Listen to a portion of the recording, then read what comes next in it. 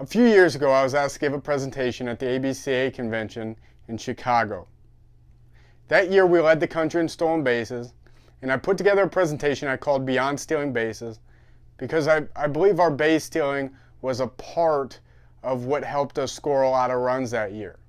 I don't think it's any coincidence that in years where we've scored a lot of runs, we've also stole a lot of bases and put pressure on the defense in multiple ways.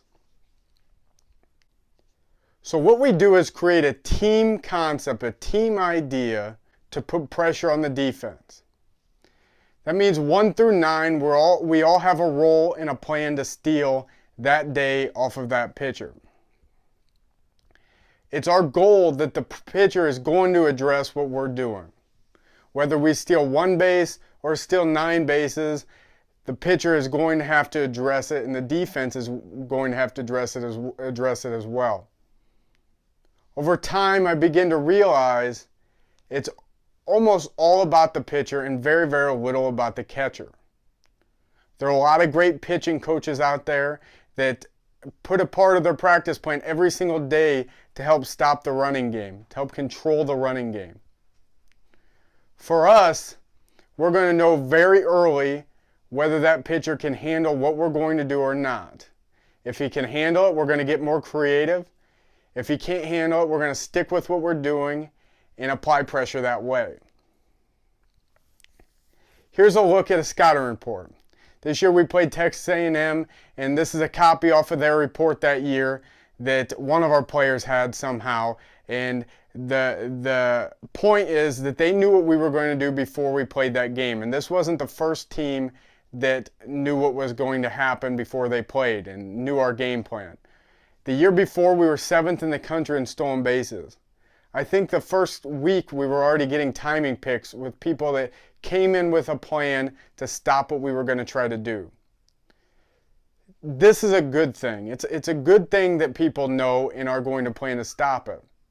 Because if we're playing you on Friday, or if one of my teams is playing you on Friday, what I'd like is for the other team to start preparing probably after their midweek game, which would probably be Wednesday. And then they practice Thursday, and all of a sudden they're putting in a bunch of timing plays or maybe doing plays that they practice but they've never really done in a game. So that alone adds pressure. The key is not to force stolen bases just because they've started to defend it. The key is wait till your time and then capitalize. As a player, I can remember the first time being able to take a lead off. One of the local high schools had a few players come over and volunteer to teach some younger guys how to do it because it was our first time on the bigger field. I can remember being excited about getting on base because I thought now I can have a leadoff and it's real baseball and I might be able to steal a base. But really that day in the fall was the biggest piece of advice that I ever got as a base stealer. How to get a leadoff, how to repeat that leadoff. And I took that advice all the way through college. I did have one assistant that came in college that was with us for a little bit that worked with some base stealing technique. But up until that point, you're really kind of left to deal with base stealing on your own. So as a coach, I set out to change that a little bit. My first year, it was kind of like I played, just the fast guys ran. And then going into the second year, I started playing around with a couple guys. I got 2 guys. One guy was fast, one guy was average. The average base stealer took the tools that we put into play, added them to his game, and I think he had a really good year that year. It's been a little while. I think he had 14 or 15 stolen bases, and he was 7-3 or 7-4 runner. Really, the only thing I can attribute that to is just how he played the game. He played really hard, and somebody gave him some tools that he was allowed to add something to his game. You could tell he enjoyed stealing bases. So from that year, I went to the University of Toledo, where the coach gave me quite a bit of freedom to try out some things. And some things worked, some things didn't. We stole a lot of bases. I think we had stole more bases than they had in the last decade. But I knew it was that was the first time I thought this could really work. That some of the slower guys could have a big role at the Division I level, and I set out to prove that in my time at Dayton. At Dayton, I sat down with the coach, and I can remember the first day trying trying to convince them to let me try this, and it took him some thinking, but he eventually gave me the freedom to work with the whole team. We had our ups and downs that year, and we stole a lot of bases. It wasn't as clean as I'd like it to be, but we did steal a lot of bases. After that year, we came into this year with the PowerPoint, and we really had a great year. We stole 64 bags at 82% success rate. So it was the best year I've ever had as a coach, and it was really the first time the whole team 1 through 9 had a feel and an idea for stealing bases where it felt like 7 of the 9 guys, 8 of the 9 guys were a serious threat, and that made that last 1 or 2 guys also a threat by just being involved. The old method versus the evolution of newer methods. So what happened was that first year we were able to sneak on some guys. We'd have some guys that were juniors and seniors that had never really stole, that you're able to go out there and get 6, 7, 8, 9 bags just by making an effort to going and shocking people. As that wears out, you have to evolve. So what you see in my system that I've worked on the last few years that I've put together in this website is a combination of the older and the newer stuff, as far as not just standard leadoffs, but momentum leadoffs, jump leads, and ways to defend the pitcher from defending. So we have to evolve, because if we had kept doing the same thing over and over and over again, that second year would have been worse than the first, not better. So as the system developed, I want to point out a few different people. I'm not going to get too into statistics here, but I do want to point out a handful of guys. Mainly guys like Bobby Glover, who was a first-year guy, was 9 for 18 his first year, didn't have a great year. I want to point out with him, some guys you're going to just have to continue to encourage to go. Getting picked off or getting thrown out is often embarrassing. It's a rough part of baseball. I would say dropping a pop-up or a big-time strikeout, any error, you know that embarrassing feeling. Well, if you've been picked off and have to let the game stop so you can come off the field, you know that's a pretty embarrassing feeling. So I like to point out Bob in his first year, a rough year, and able to rebound and steal 23 his second year. A couple more guys, Robbie Sunderman, I've tweeted some videos of Robbie, really the best to ever do it. Not a fast guy, but had great tools and was really smart and was able to apply his tools to certain people. CJ Gilman, another guy that's not very fast. So these are organized by speed, and you see those guys at the bottom that steal 6 for 6 and 10 for 12. That's really as impressive as anything on there, because I really believe with really a lot of the other teams you see around, I don't think these guys steal 1 or 2 bases, maybe a hit and run that they get lucky, but to steal 10 bags, you're a legitimate base stealer in most conferences. This chart pretty much, I used to have all the conferences in here, but pretty much my point here is if that year, if you took out our 7-0 or slower runners, we still led almost every conference, I think except 2. So it was really, really, really effective for our medium runners. Those guys carried most of the weight that year, and most people think, well, you stole a lot of bases that year, or this year at Wright State we stole 101 bases. This year at Dayton we had so many average runners with great feel that carried a lot of the weight. Okay, so why will this work for you?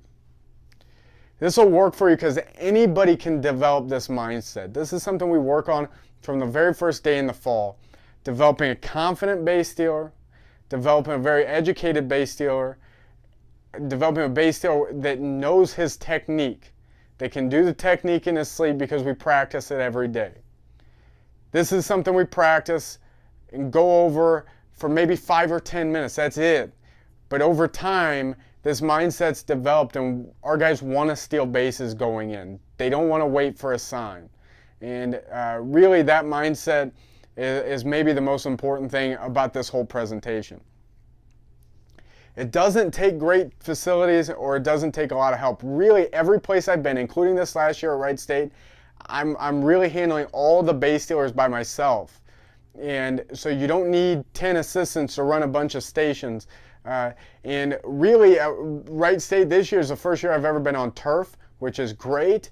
But at Dayton, we develop guys on, you'll see guys on the gym floor, you'll see them on cement, concrete, you'll see them on short batting cages. We'll use any setting possible. Actually, at Wright State, a lot of our practices are up in the Nutter Center where we have to do work in limited spaces. But that's what allows us to get very good at it, in my opinion. You're not worried about a baseball. You're just getting the footwork, getting the technique, and getting better at the minor things, which end up being very major in base stealing.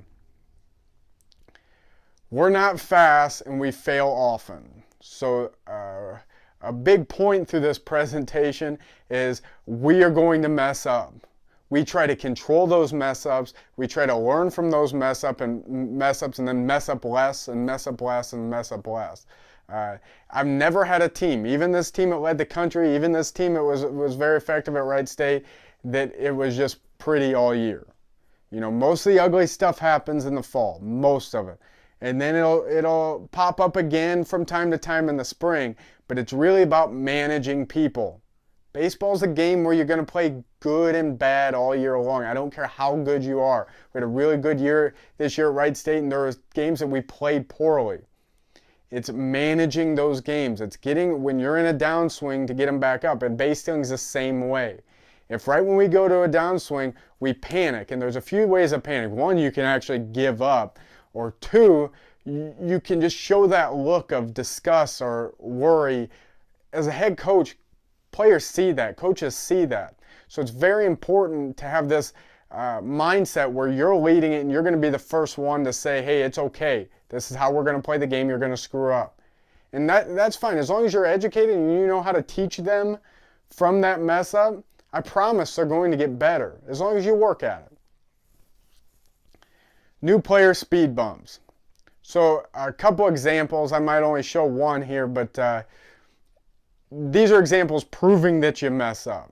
I could have put a whole highlight reel together from this fall at Wright State showing some of our guys that end up pretty good getting picked off. In fact, one of the guys that led the Horizon League this year, I have a video of him getting picked off very bad and about blowing out his knee trying to get back because he was so over aggressive and he wasn't wearing metal cleats and it was a bad combination.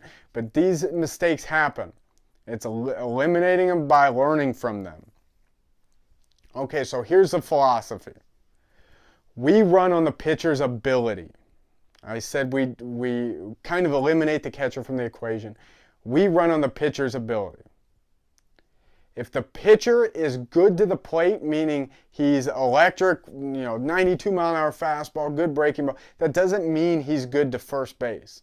So we have to kind of set that aside and understand at first base, it's going to be different than it is to the plate for a lot of guys. So determining the pitcher's ability, and then if we can bully him at all, if we sense weakness at all, if we sense any layups, we take advantage of them right away. And this can't be the coach reminding you, although I do it a lot. Towards the end of the year, it needs to be the players recognizing it, and then they capitalize. If you have to wait on the coach to say something, then it's usually too late. It usually gets later in the game. Sometimes it still works out, but it's usually too late. And then finally, we go to the toolbox based on what the pitcher does. So if the pitcher is if we can flat out outrun the ball or use math and steal second, we're going to do that. And we work on our technique a lot to do our old school leads, you'll see. But if we can mathematically outrun the ball, we'll do that. If we have to get more creative, then we're going to do that. But that's based on what the pitcher tells us. We're never going to get really creative against somebody that we don't need to. Okay, the old school system. This is the basics. This is the foundation of the whole thing. Don't skip this section. In fact, on the website, it's for free. So get on there and learn that stuff, because if nothing else, having a good foundation allows freedom for things later. So number one, we have to ask where we are on the field right now. So if I ask somebody random on your team, if I say, hey, to your cleanup hitter, how do you get a leadoff? Could he tell me? I don't really care what it is. I care about the distance. We want to be about 12 feet with our left foot. But if you can't tell me, if one of your players can't tell me how he gets a leadoff, then he's probably not repeating that leadoff. Probably not a big deal if he's going to lead off old school every time. But I told you that most of our guys have a role. So even our big slow cleanup guy, if we have one, ours was pretty athletic last year, but if we have a big slow guy, he's going to tell me, because maybe one game, or like Jared, I showed you a few slides ago, that was 6 for 6 his junior year, 6 times we needed him to run. He was 6 for 6, but just having that feel to be, okay, I can run on this guy right now. It might be a few weeks before I can do it again, but this guy, I can get this guy. All right. So where am I on the field right now, and how can we repeat that? So we say right, left, shuffle, shuffle. We land, or we come out to about 12 feet. We're not over exaggerating our steps or doing anything that would get us picked off. We could get in more detail about that later, but we get to about 12 feet. Old school philosophy is pretty much, this is the hammer and nails. Like I said, if I can outrun the ball, I'm going to do that. And what we do, again, in the website, if you look at the old school section, you're going to see a video about steal starts. We run a few of these at practice, and pretty much what we want to do is get an average over a sum of steal starts. So if I run a 3-3-8 steal start, but the majority of mine are like 3-4-5s, which can happen. I just ran 1-3-3-8. I'm probably a 3-4-5 steal start. It's just like velocity. Like, just because you hit 89 once doesn't mean you throw 89, right? If you're 85, 87, 90% of the time you throw 85, 87. It's the same thing here. So, but it's being truthful with ourselves and saying, okay, I can outrun the ball here. I'm going to go old school on this guy. So we got a couple videos here of us getting an old school return. So the first thing we'll teach is the return. We always teach, hey, you can get back safe at any of these leadoffs. So what you'll find is, even from that first day where I was taught to get a leadoff by those high school guys, right when I decided to get off the bag where the pitcher has the ball, get a leadoff, there's a window opens that I'm able to get picked off. All right, so as we do this, this is very basic, but this isn't more or less risky than us moving around. So you're going to see the guy on the top get his lead off. His right foot's going to cross, and he's going to dive back into the bag. He's not going to land on the bag. He's going to slide in the bag. There's a lot of detail going on with this. Visit that section. It's going to break it down. Underneath, we've got Brian doing a steal start here. This is in pro ball, but this scene is not happen all the time. You know, these are the best guys in the world, and they overthrow the second baseman, then overthrow the third baseman, because he puts pressure on teams. Couple things here. You'll notice Brian's in a neutral stance. You notice his knees are out over his feet. This is not like squatting in the weight room. We need our knees over our feet, because when we explode out, we're going to get a better angle that way. And again, I'll break this down in a series of videos I have coming out. We talk a lot about the arm action. Brian's going to rip through and rip across his body. Again, broke down in that section. But it's mainly, if you focus on the arms, your legs will really do what they need to do. Now, we don't want to take a big exaggerated jab step, but at the same time, we recognize it's impossible to just cross over. So it's getting the detail, working on that detail, so you have absolutely no wasted movement when you decide to steal second. Now, with the old school section, we also discuss slide types. The main one I want to show is the first one with Brian sliding over the bag, treating it like a speed bump. This is a one you see most guys do. Guys get in trouble when they try to do an unnecessary slide. So when there's no play and they hook slide or go feet first slide, really whether you go head first or feet first determines on how your lean is. So if I'm a pretty explosive guy, I'm probably leaning forward because I'm still accelerating to second, because 78 feet is not that far. Now, if I got into my top end speed a little early, my posture goes back and it makes more sense to do a foot first slide. But if we go head first, we can't dodge a tag that's not there. usually if I go into a straight line, I'm going to beat that tag, and all of a sudden I make room, which allows a quick tag to get me out. So we do practice this, and we do put a guy there actually faking tags so they can work on getting around them. We'll also work on emergency slides. What Bobby's going to show you here. He does a slide. We do a swim slide. We practice in practice all the time, and a lot of this is really up to letting guys have freedom, but it's keeping your eyes up. It makes sense. When somebody's going to tag you, it makes sense to dodge the tag, but if we close our eyes or put our head down, then we slide into the tag. That's really for emergencies. Okay, the new school section. So this system is really, there are a few basic points. Number one, we're going to shorten our lead down. We're going to attempt to get some momentum before the pitcher throws. So if you follow me on Twitter, you'll see some examples of all of this. But really what this does is sets out to eliminate the slide step. That's no longer a valid defense to get us to run. So if the math doesn't add up, we need to get it more on our side as a base runner. We add a little bit of momentum. We walk or shuffle or something to get momentum. So this is what allows some of the slower runners to go. If you have a slower runner, if you're a 7-3, 7-4, 7-5 runner, you can still steal. You can still be one of the most effective base stealers on your team or in your league. I saw a kid at camp the other day. I pulled him aside and talked to him, and I'm telling you, this kid was doing very well in high school ball. You could tell from the camp, and I don't think he knew me. I didn't know him.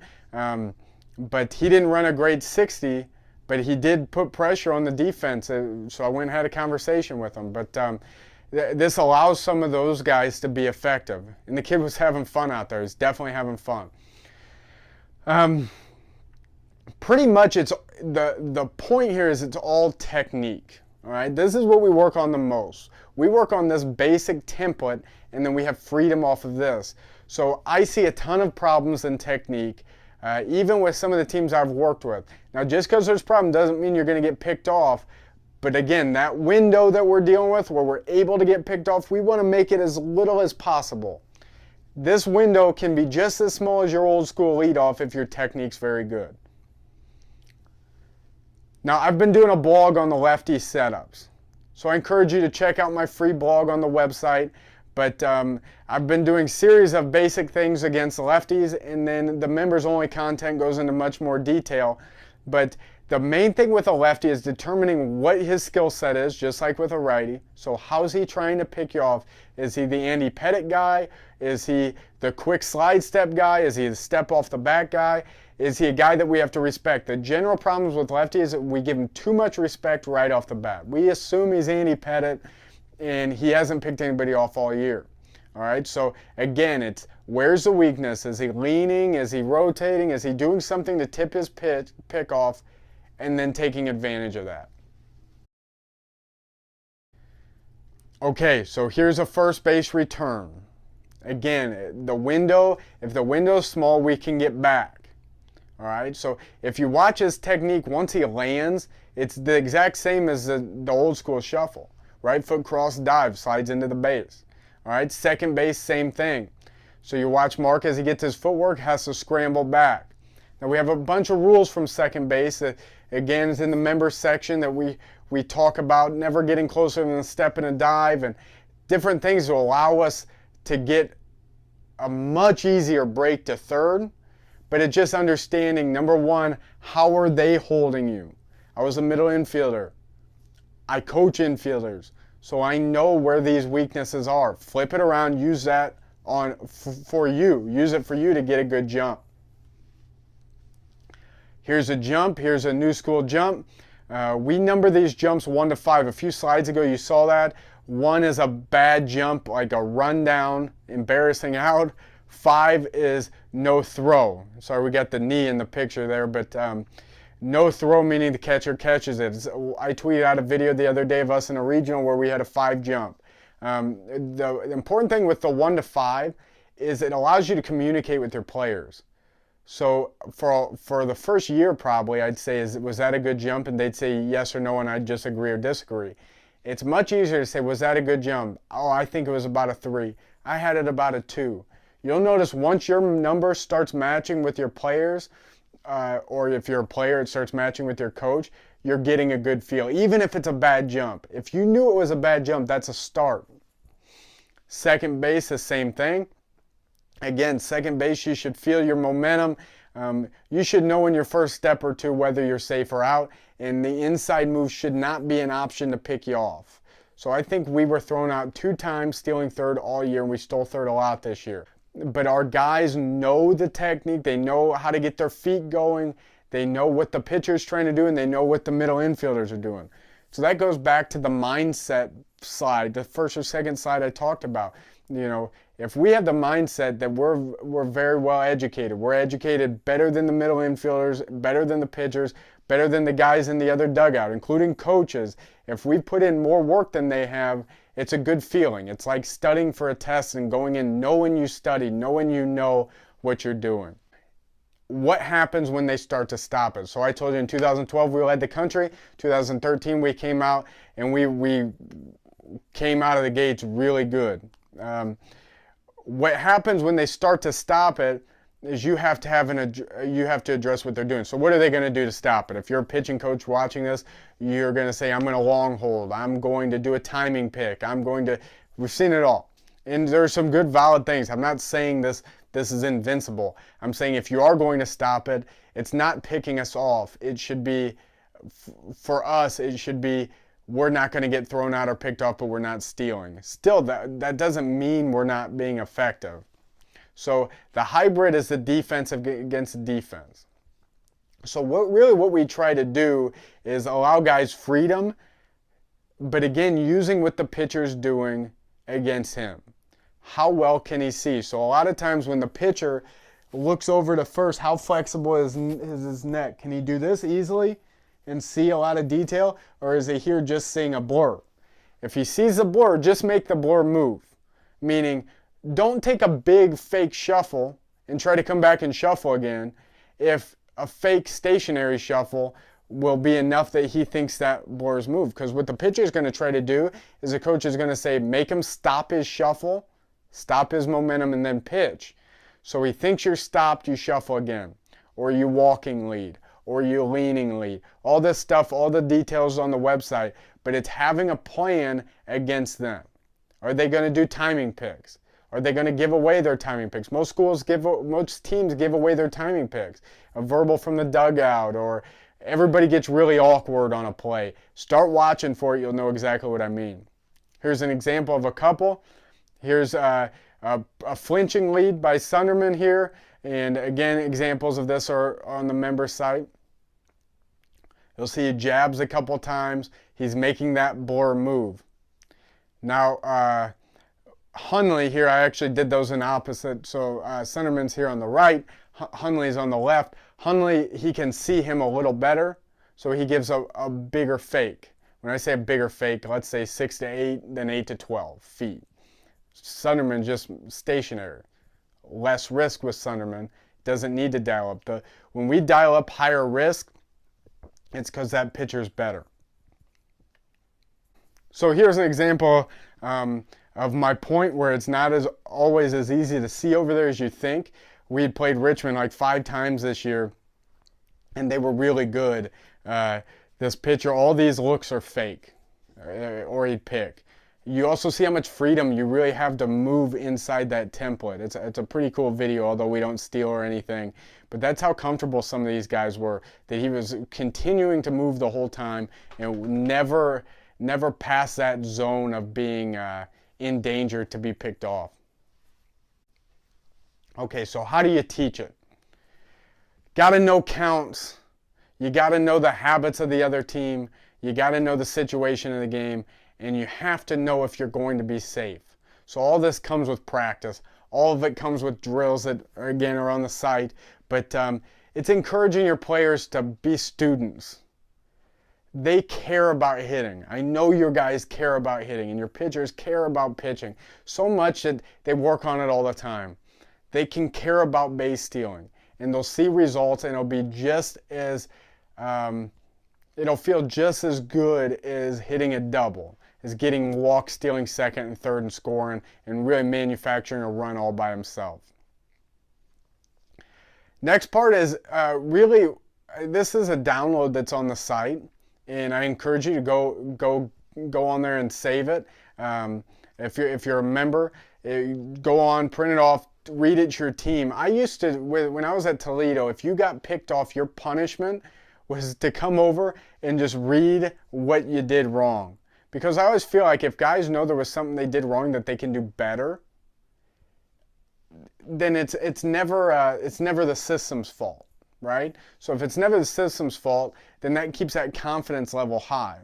And it's honestly pretty true. Most times when guys get picked off, they're over aggressive on their shuffle, they're selling out, they're trying to get a 5 jump instead of a 3 jump, but it's knowing this. So a couple things, again, on here I always have that our goal is to steal a ton of bases or put the defense in a defensive position. Either way we win, because guys need reminded that. They need reminded when they're going to put middle infielders standing almost on the base, we can't try to steal third and get picked off. We're going to use the holes in the infield to win that game, not trying to steal and guess the right pitch. We're not in the business of high risk, high reward. It's low risk, high reward. The other thing is positive thoughts. You know, I'm a big believer that if you convince your guys that they're very good at stealing bases, if you convince your guys that they're fast, that goes a long way. If you've got a guy, that's why typically if you have a guy like our top guys were 26 for 29 and 26 for 30. Our top guys should have probably been 27 for 30.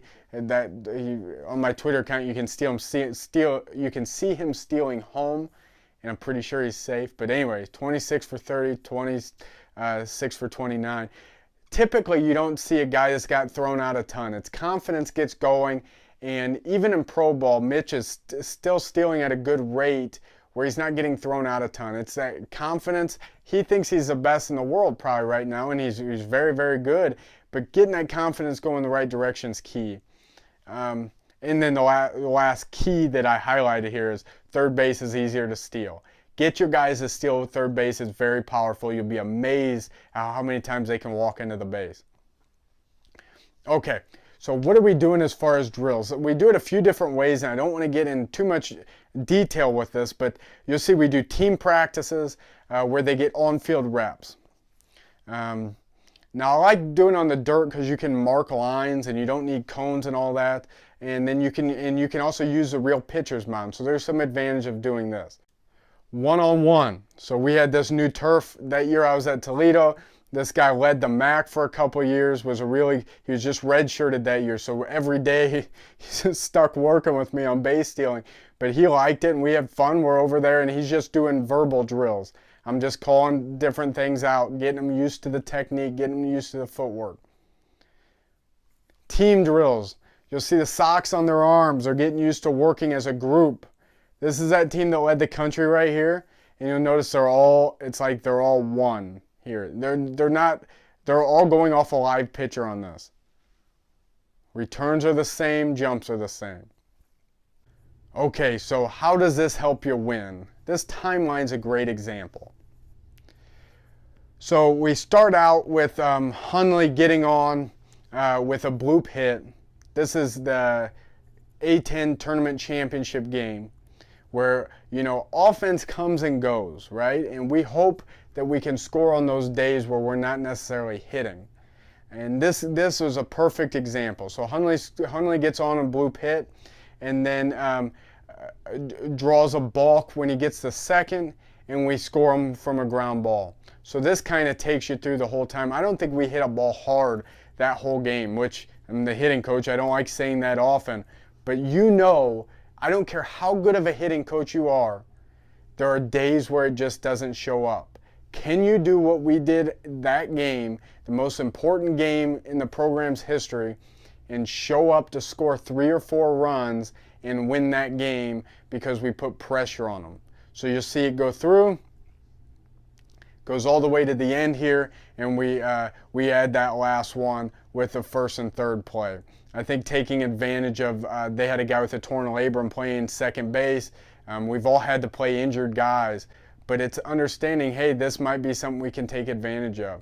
So thanks for tuning in. I appreciate you guys checking out this free presentation. I hope you guys will consider joining. really, we've had a ton of success right away, and I'm excited about some of the conversations I've had with people who have added on and joined the team. Here are some examples of us stealing that year, and I hope that you guys will reach out, hit the contact button, send emails if you have any questions, and hopefully I'll be seeing you guys in the next few months and staying in touch. So take care. Thank you.